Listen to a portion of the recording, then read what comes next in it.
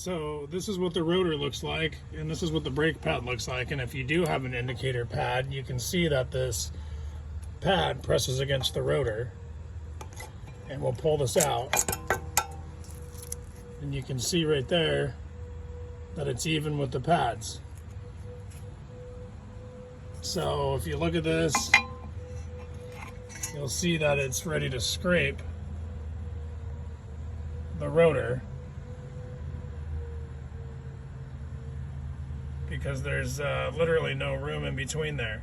So that's a wear indicator, and if that starts, if your brake starts squeaking, it's because that's letting you know you just have a little bit of pad left.